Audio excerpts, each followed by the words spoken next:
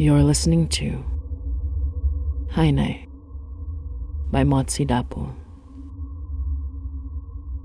Episode 29. Clara's Tale.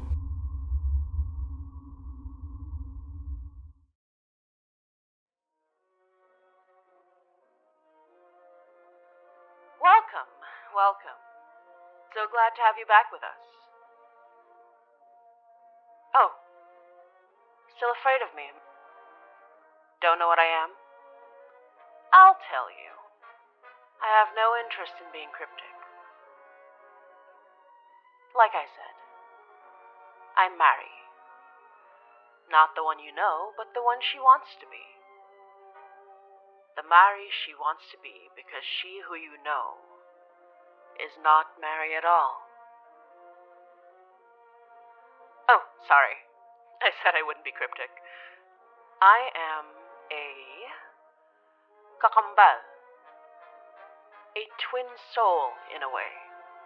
Her sleeping soul. Herself when she is not awake. I see what she sees, and I see things beyond what she sees. In dreams. Chichai, as her family calls her. Her nanay, her tita, her lola, when her lola was alive, called her Chichai, or Chai. Marilag was her given name, but rarely do you hear one's given name from the mouths of their loved ones. Do you know that Marilag means beautiful? Can you confirm? Sorry, putting you on the spot there. Come on. You want answers. I don't know if I can give them to you, but you might have already guessed. I'm not supposed to be like this. I shouldn't be so detached from her. But let's try and figure this out together, huh? How about that? Chai, Mary, moved to Toronto a couple of years ago. Worked hard, kept her head low. Got permanent residence like Nanay wanted. Mom, though Nanay would never respond to Mom or Mama. She was safe here, her Nanay said. And she was. For years. And then, a woman. Bright like the sun. Crying for help where nobody could hear her. But for this unassuming immigrant worker. Working her unassuming job. Barreling into her life by some miraculous accident. Chased down by a horrible rotting thing. The origin of which was a mystery for a while.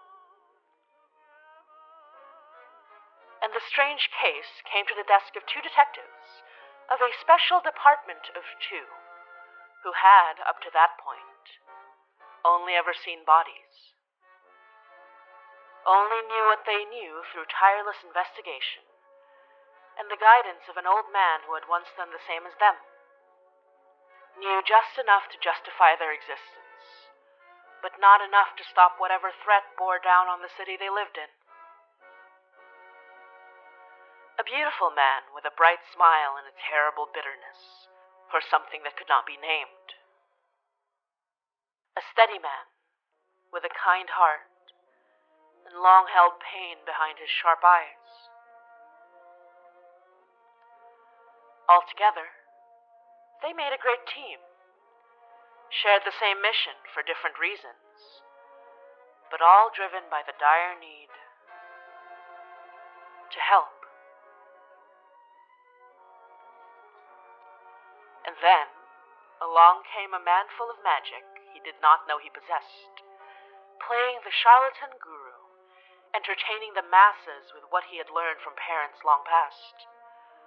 Healing people nonetheless, because what he learned from his family was not something he could simply forget. Especially not the selflessness, the need to heal their community that took them from him. A selflessness he promised himself he would not emulate. A promise he would break, but wouldn't you agree that's for the better? He had a bitterness too, quelled by the beautiful man who loved him, and the hand he took, Chai's, Mary's hand, so that he could learn what he could from what knowledge his parents left him, whatever knowledge he could share with someone just like him. And then there were 5, and answers that only led to more questions. Elders, both broken up souls stuck in cursed objects, and walking amongst the living, powered by their deaths.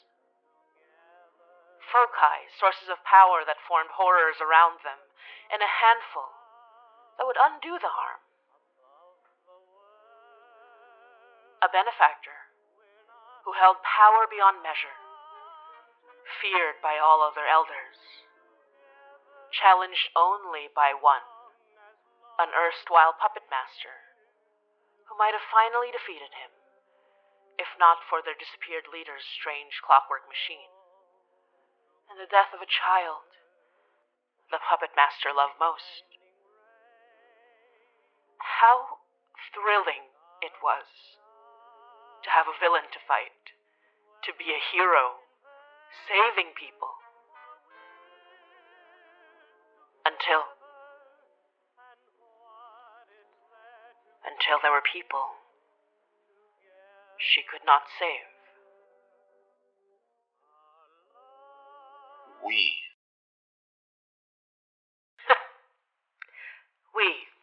could not save. I need you to remember something for me. I know you won't because this is a dream, and holding on to a dream is like holding water in your hands. There's only so much you'll remember, but please, remember this. Chai, Mary, has always been able to do the worst possible thing. Always. But you can't let her. What do you mean? The elders take power from fear death. The deaths of innocents power them because that is what their sickly magics have been designed to do. It is an unnatural thing to feed off of proximity to death, but it does not come from nothing. There are things in this world that gain power from proximity to death, and they are more dangerous than any elder that has ever existed or will ever exist. Why? Why are you telling me this? Why do you think I'm here? I am the twin soul. I am meant to be she when she sleeps, and she is meant to be she when she awakes. There should not be a third thing. She should have been safe here. You should have been far from death. But now she is surrounded by it. And you should be afraid of what will happen when she finally...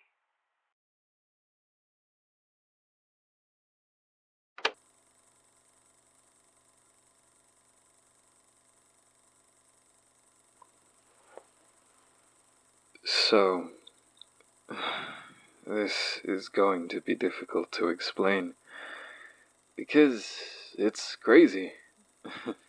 It's a crazy kid's crazy, adventure, when he was too young to know better. You know when you're a kid, and you feel like you're invincible, like you know everything, like anything that made you feel even a little uneasy, made you feel like you were brave for facing it, and not immensely stupid. If I'm honest, even now it feels like a dream. It's easy to believe it was. It's just that I remember too much of it for it to be a dream.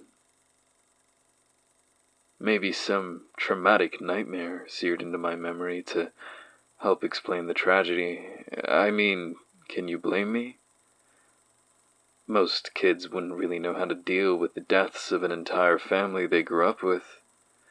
A family I used to know. kids I used to play with.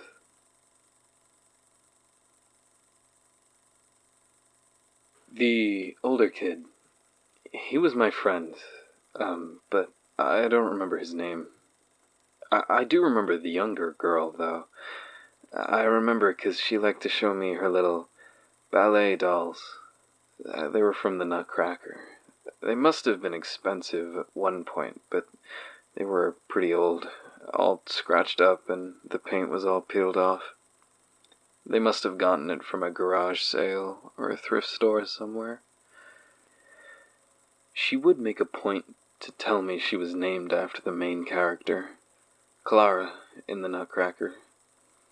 Though, even as a kid, I wondered if that was actually true, since Clara's mother didn't seem all there. The idea of her putting that much thought into her kid's name didn't seem to track. Maybe they were overworked. Maybe they were going through something, but I never thought the parents were particularly parental. I don't think I know what their names were either, because they were either too complicated to retain or because my mind discarded the information as unimportant. I remember everything else. I have nightmares about them. But I can't even remember their names.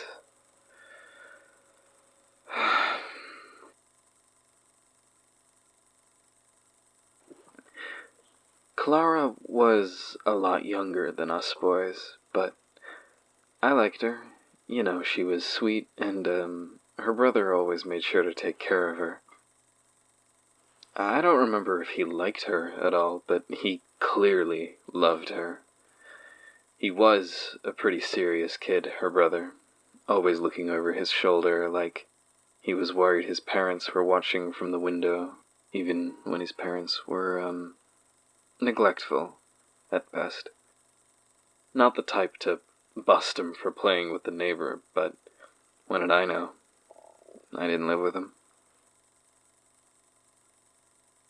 On most days, the kids couldn't come out to play. And when I asked about it later, Big Bro would tell me he had to finish up all the chores. I remember being surprised, since, again, the parents didn't seem like the type to care. I'd see them go to church every Sunday, and I knew they taught the kids to pray and follow Catholic rules because, well, I remember being mystified by all the big, old words they memorized, but other than that, Big Brother had to handle everything. He did let me follow him into the house a few times, and every single time I'd see his parents sunk into the love seats in the living room, empty-eyed in front of a TV, looking like zombies in the dim light. They'd be surrounded by empty bottles and cans of alcohol, takeaway containers that started to attract flies and ants, and cigarette ash that had spilled over onto the table with the piles of cigarette butts that overflowed from the ashtray. Like I said, I didn't know the situation. Maybe they were too busy at work and were tired after a long day. Maybe I just kept catching them at their worst. But I was on my buddy's side, and I could see how much effort he put in. And he was just a kid, 12 or 13, just about a year or two older than me, taking care of his sister and his parents. Okay, listen. How about we just call him Billy for now?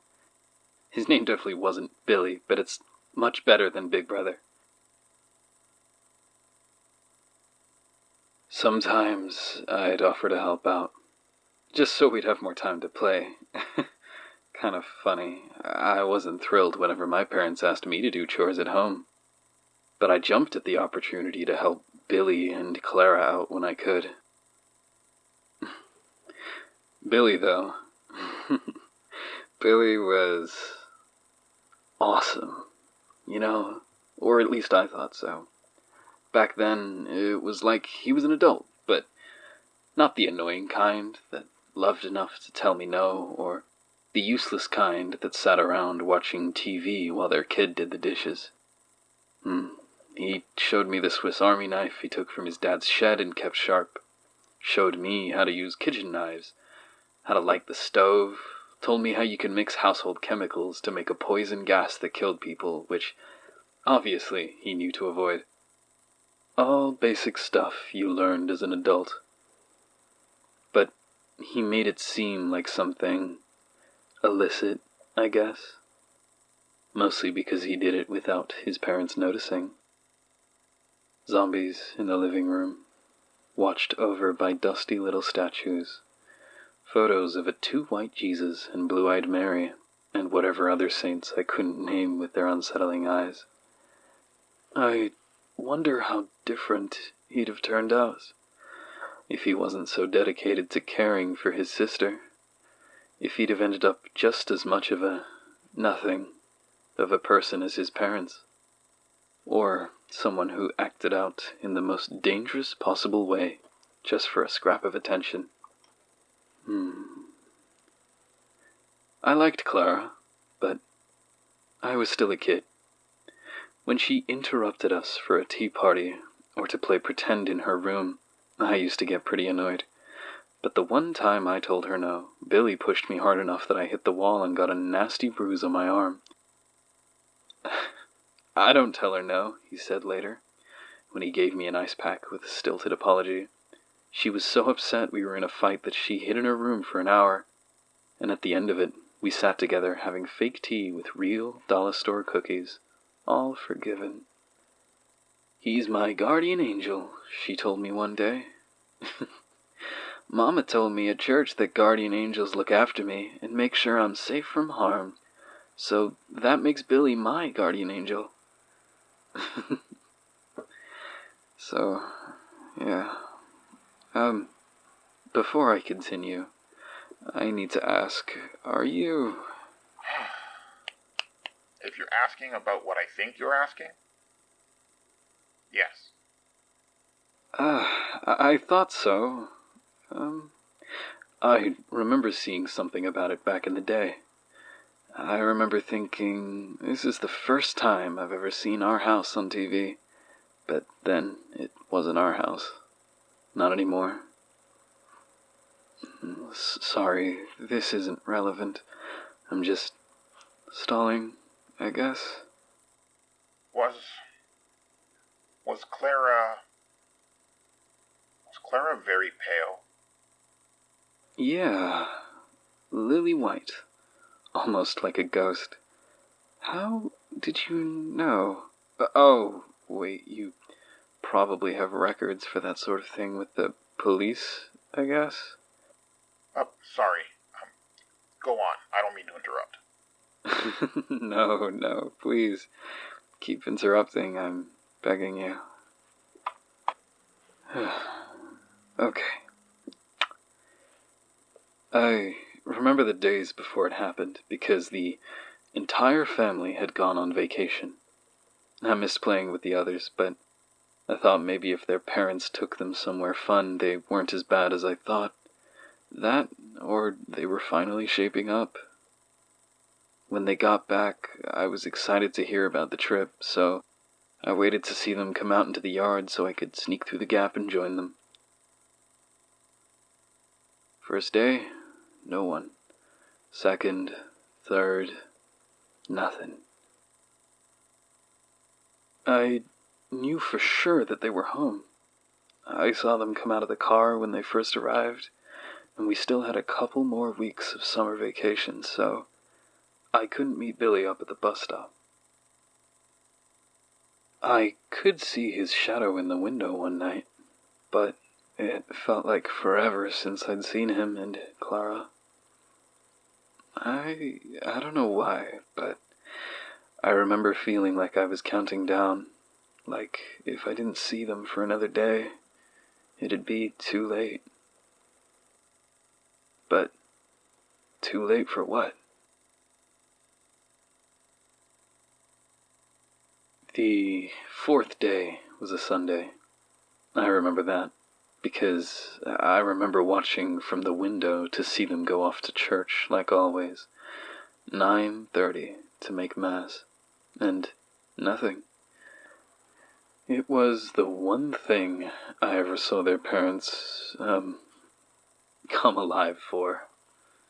And yet, I had had enough. I was gonna sneak over, see what was going on. For some reason, I decided I had to go in the night. I was on a mission, and I knew I had to make sure my friends were doing okay. Check in on Billy, make sure Clara was safe. I didn't even think they were in any danger, but I'd already made my mind up, and with a flashlight and half-useful supplies in my backpack, I snuck right over. It was a different world at night. The yard felt enormous, and it felt like an adventure. Crossing it in the busy quiet of evening near a forest with nothing but a flashlight, never really silent, with the chirp of crickets and wildlife in the bushes. I found the back door unlocked, shuffling in through their kitchen. When the door closed behind me, the comforting quiet turned into a strange, stale silence. I crept over surprisingly clean kitchen tiles, remembering how unkempt the kitchen had been, even when Billy did his best to keep things in order. I saw lights in the dining room, and, quiet as I could, crept over. I didn't want to get in any trouble for sneaking into someone's house so late, but I had to know what was going on that kept my friends and their family so busy. I was startled when I heard a voice. I only then realized I'd never heard before. A cheerful man's voice saying, "You didn't say your little friend was coming to visit." And then a woman's, "I'll set him a place at the table. Come on in." I was so relieved not to be in trouble that I didn't really think about the situation. I'd snuck over at 9 p.m., well past when I remembered them coming together for dinner. It wasn't the oddest thing about the situation, but I guess that was a sign, even a small one. I walked in, dropping my pack by the wall. The dining room was brightly lit in a way I'd never seen, and there was this amazing smell. So much food laid out that you'd think they were celebrating Thanksgiving in the middle of summer. I saw Billy at the table, sitting in front of the spread, smiling. I'd never seen him smile like that.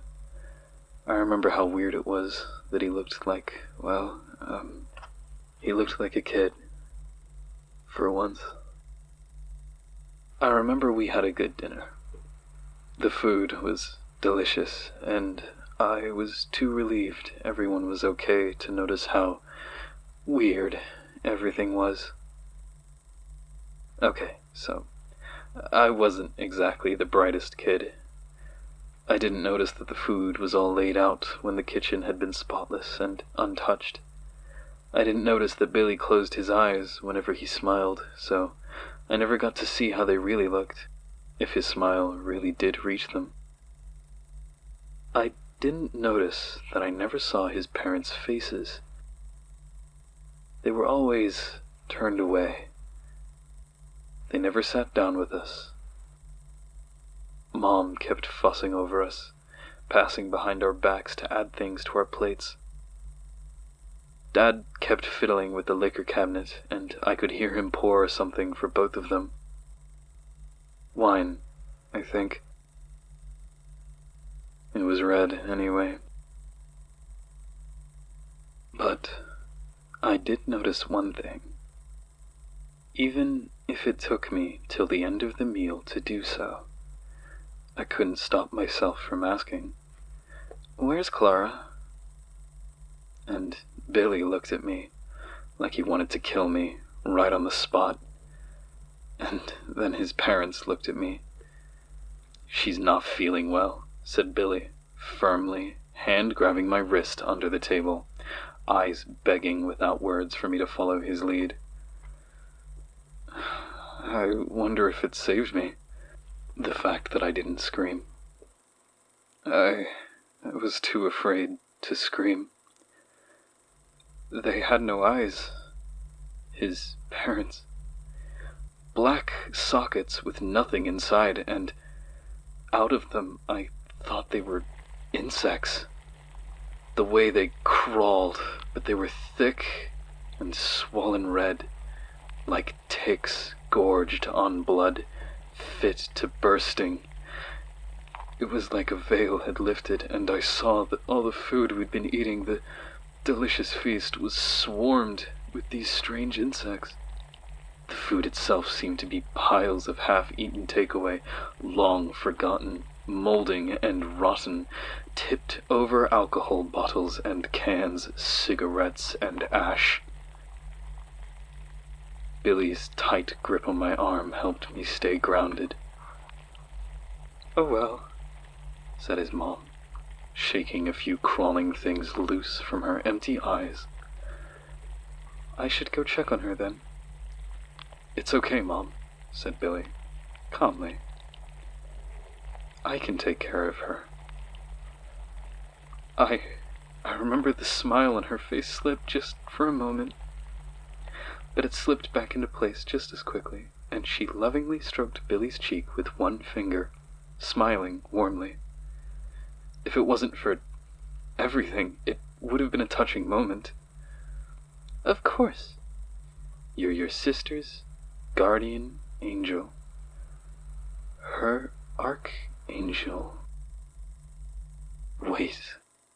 I remember now. His name! I can't believe I forgot. His mom called him a little angel because he was named after an angel. Michael. I called him Mikey. How did I forget that? Are you all right? I'm fine. Okay. Please, just stop me if I sound too crazy. Yeah? I'm afraid that won't happen, sir. Ugh, making me feel old here.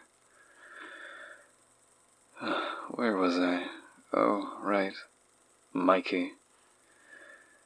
Mikey, I don't know how he stayed so calm.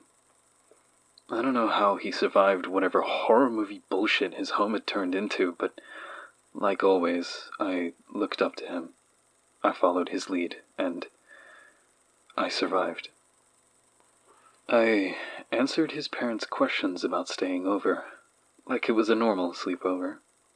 They said they were happy to have me, and I did everything I could not to flinch when Dad put his hand on my shoulder and laughed, dislodging crawling black-red things onto my arm. Mikey asked if they wanted him to do the dishes, and they refused, saying he'd done enough, and the two of us left the dining room. I remembered to grab my bag on the way. I was sure that I would need it. We crossed to the empty living room, spotless now, in stark contrast with its usual state. Though the saints and the statues all bore the same empty sockets as the parents. No eyes. And yet, I still felt as though they were following us. I was startled when I saw something in the darkness. Pale white feet at the top of the stairs, and Mikey booked it, skipping steps to get up there when he saw what I did. I remember hearing half his whispered argument when I caught up and saw Clara, tiny in Mikey's arms at the top step. She was filthy, her hair in a tangle, but she looked more real than the rest of the house, like whatever was wrong with everything didn't quite touch her. "I told you to hide," he'd said. I heard another voice, she'd answered, as we all hurried back to their room before someone overheard. Their room was no different to the rest of the house, perfect at first glance, beds made and dolls all lined neatly in a row. But when I looked up, I saw dark, wet corners, like bloodstains, advancing across the ceiling and dripping wet things onto the ground that would crawl away on their own. My stomach was too heavy for me to throw up whatever I'd eaten. But I heard Clara's stomach rolling, even from where I stood, and I dug around my pack for some snacks I'd brought. Chocolate bars, granola bars, and jerky. Things I thought constituted survival food, like I'd seen on TV. Mikey didn't even think of having some himself. It all went to Clara. She was ravenous. I had no idea how long they'd gone without real food. It had been 4 days since they got back, but I got the feeling that it had been way longer for them. As she ate, I asked Mikey what happened. He said he didn't know, only that at first his parents had taken them on a trip. Nowhere far, just a drive down to Niagara, just to get out of the house, as a reward, his mother said, for being such well-behaved children. They spent very little, only so much on food and gas. They didn't even ride the ferry through the falls, but they were happy, out in the sun, and that was all that mattered. Even if Clara stayed pale and his skin burned before he could tan. But they were allowed to pick something out from an old thrift store in town before they left. His parents bought cheap little porcelain angels, gifting a golden-haired archangel to their son, and Mikey found Clara a little treasure, a tiny, beautifully crafted nutcracker puppet, its strings cut long ago. Clara returned the favor with a little trinket, a lone cufflink, scuffed and aged, but made of what she claimed was real gold. Said she wanted to find an M, but could only find an S. A secret treasure, she said. Not so secret when his father asked to see it on the car ride back, seemingly enthralled by it. He never gave it back, but Mikey didn't care, because on their way back, their parents surprised them with a delicious diner breakfast, allowing them to pick whatever they wanted off the menu. Money not an object, they claimed. It must have been a nice surprise. Even I knew how little they had to spend at the best of times. When they got home, their parents carried them to bed, and when Mikey woke the next morning to prepare breakfast, he found the house spotless for the first time in a long time. His parents had prepared him breakfast, somehow up much earlier than he. A delicious meal, a bright morning. It was enough to make him forget about Clara, just for a little bit. But when he was done, he was so excited to share the delicious meal with her that he ran to fetch her from her room. It was on the way up the creaking steps that he felt something stuck between his teeth.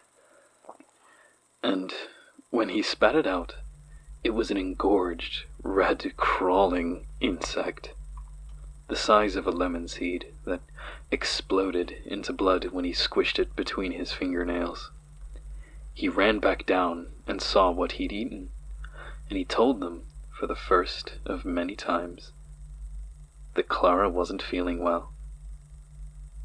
He'd said it for weeks, and the parents who finally turned to him with empty, crawling eyes never challenged him about it, though, he claimed, it felt like they were just waiting to catch him in the lie, waiting to catch sight of his sister if he was too careless.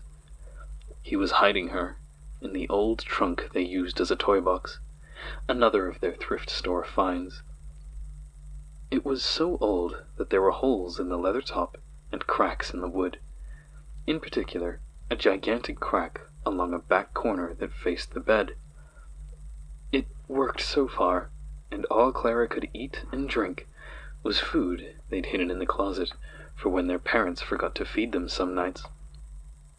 Their real parents, or their old parents, whoever the new ones replaced, the kind, responsible, loving, predatory things that waited patiently for Mikey to slip up. "They want us both," he said, and without another word, I knew he'd never let that happen. So we planned. "I would sneak Clara out," he said. "Save her.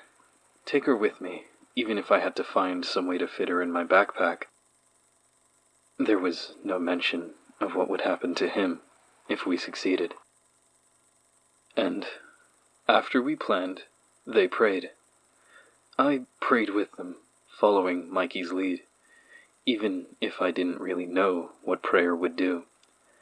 Saint Michael, Saint Gabriel, Saint Raphael, Saint Peter, Saint Paul, Saint John, save us from the fires of hell, and lead all souls into heaven, especially those in most need of your mercy. It plays in my head sometimes, that prayer, like an old song that's burned into your brain forever. I slept in their room that night, even as the dark stain on the ceiling crept ever further into the room. I woke to darkness, like no time had passed at all, but Mikey was up and dressed. He said he'd speak to his parents over breakfast, and we should go to the cellar. There was a little window there, I knew, just big enough to fit a skinny kid like me and a tiny girl like Clara. The door to the cellar was far enough from the dining room that we could avoid notice. Mikey handed me his dad's Swiss Army knife, freshly sharpened, a blade so fine that I accidentally cut my finger when I tested it. He gave me a nod and a quick hug, but when he turned to Clara, she begged him silently to come with us, saying nothing. He refused and held her tight for a long time before sending her on her way with a tender kiss to the forehead. That was the last time I saw him. His back as he walked into the dining room and greeted his parents good morning. We shut the cellar door behind us, quiet as we could, and held our breaths as we crept down the steps with only my packed flashlight guiding the way. It was hell. The walls were crawling and roiling, creeping and wet at once. Horror. We could hear more than we could see. We almost slipped on those steps. We stepped on some of the crawling things on the way down, slicking those stairs with blood. Now that I think about it, I don't remember them being bugs at all.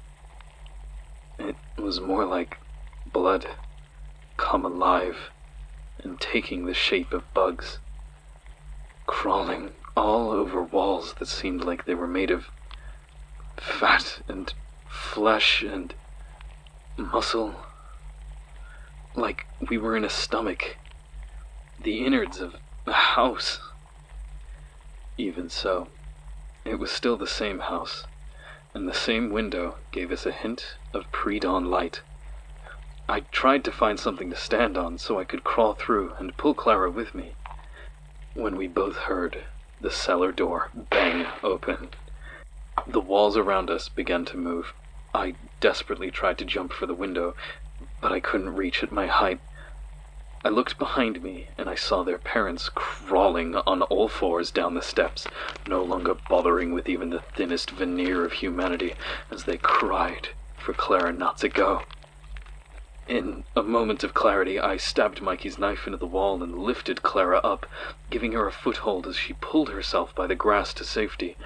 I tried my best to follow suit, but hands started to grab my clothes and shoulders, rough with cigarette burns and crawling with blood, stinking like alcohol and week-old takeout.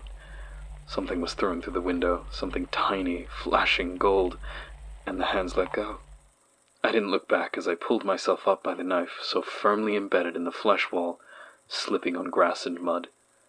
I took Clara by the hand, and we ran to the gap in the fence separating my house from theirs.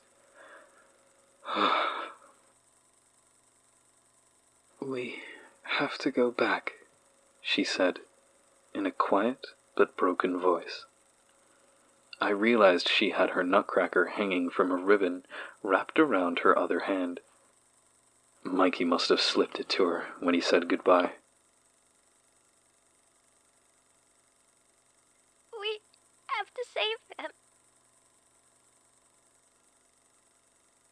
And I refused. I said we should call for help, but that we couldn't go back. "I promised your brother I'd keep you safe," I said, though that was an excuse. My promise to him was the last thing on my mind. I just wanted to get away, to have the adults handle it, whatever it was. It was only when I reached my own back door that I realized I couldn't hear Clara's footsteps behind me. When I looked down, my shoes weren't covered in the blood from all the crawling things I stepped on. My clothes weren't marked with the mud and grass we'd crawled on. My backpack was heavy on my back, and my flashlight was in my hand. And my neighbor's house stood in quiet, peaceful vigil over the fence, as dawn finally crept over the horizon. I was so exhausted. I snuck back into my room, falling asleep. I woke up in the clothes I'd dressed in the night before, and it was nighttime again, and out my window I saw my neighbor's house consumed by flames. Firefighters and police cars swarmed out front. My parents pulled me out of bed when they were told there was risk of the fire spreading, and had no time to listen to me until they were given the all-clear hours later. They said the entire family died in the fire, though it didn't spread far, and the house still stood. It had apparently started in the dining room, where the entire family had gathered to eat, and there was little left of them to identify. By then, there was no point to me telling the story to anyone. There was nobody left to save.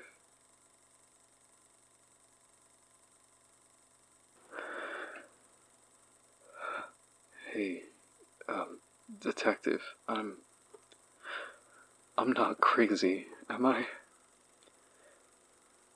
The nightmares, I remember everything, but it couldn't have been real.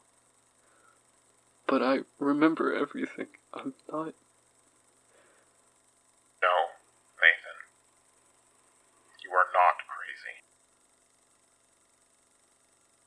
It was real. Oh.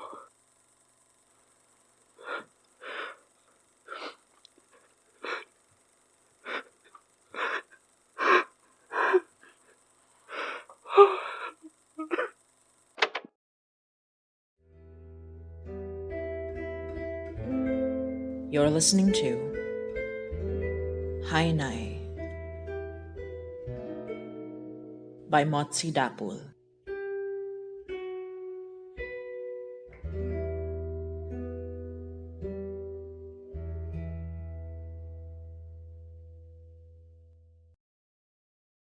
Hainai is a podcast produced by Motzie Dapul and Reg Helly, and is licensed under Creative Commons Attribution Non-Commercial Share-alike 4.0 International License.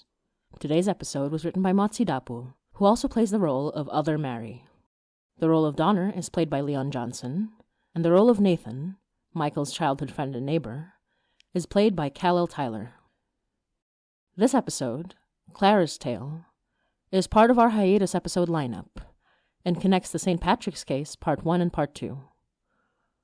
All our hiatus episodes act as a prologue for our Season 1 finale, Hainai Act 3.